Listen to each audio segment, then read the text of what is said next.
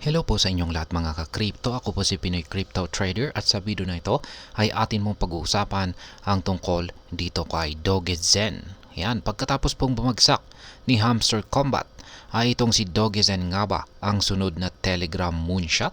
Kaya yan po ang siyang ating pag-uusapan sa video na ito. Pero bago po tayo magpatuloy ay nais ko lamang po munang bigyang linaw ang aking disclaimer kung saan ang nilalaman po ng video na ito ay hindi po ito isang financial advice. For education and information purposes lamang po ang layunin nito.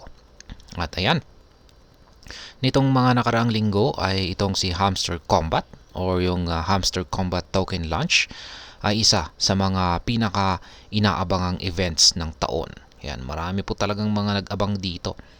Pero ang kinalabasan po nito ay bumagsak ang hype ng Hamster token. At ngayon, ang mga Toon Bulls ay excited naman sa October 4th na launching ng Dogizens or Dogiz Presale. Ano nga ba itong si Dogezen? Ang Dogezen ay isa po itong bagong token na magiging backbone ng Dogezen Universe. Isa po itong Telegram na gaming ecosystem na naglalayong baguhin ang landscape ng Telegram gaming. Ang Dogezen Universe ay naglalaman po ng iba't ibang mga games sa loob ng isang Telegram mini app kung saan ay nagbibigay sa mga players ng maraming paraan para kumita ng crypto habang naglalaro.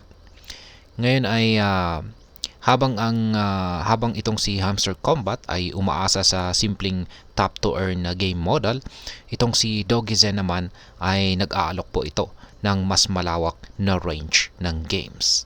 Ito ay nagbibigay ng longevity na kulang or wala sa Hamster Combat.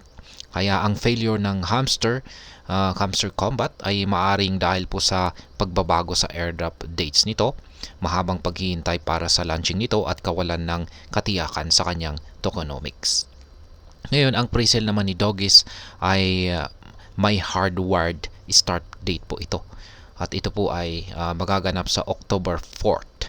8 AM po yan ng UTC time. UTC time po yan, hindi po yan Philippine time. Ang tokenomics ng Dogiz token ay available na po kaagad. Kung saan ay nagbibigay po ito ng transparency at tiwala sa mga buyers. Ang presale na ito ay ito po ang kauna-unahang Telegram presale na nag-aalok ng unique investment opportunity at posibleng baguhin ang landscape ng crypto fund raising. Ngayon ay ang tanong rito ay ano nga ba ang kakaiba dito kay Dogezen?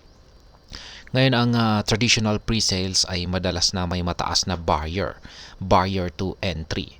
Kailangan po ng solid grasp ng Web3 concepts at kakayahang mag-set up at mag-manage ng crypto wallet. Pero, pagdating po dito kay Dogezen, ay nag-host po ito ng pre-sale direkta sa Telegram, kung saan ay nagbubukas po ito ng pinto sa 950 million na potensyal na mga investors.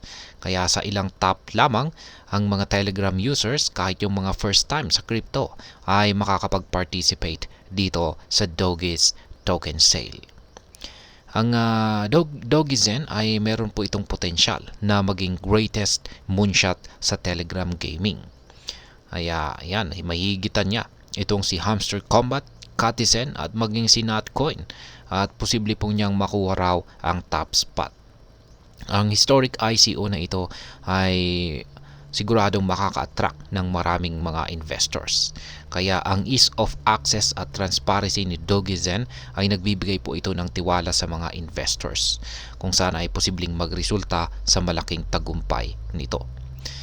Sa kabuuan ay ang masasabi ko po rito ay ang Dogezen ay nag-aalok po ito ng isang groundbreaking approach sa Telegram gaming at crypto fund raising. Ang kanilang innovative Dogezen Universe at transparent presale ay nagbibigay po ito ng malaking potensyal para sa success.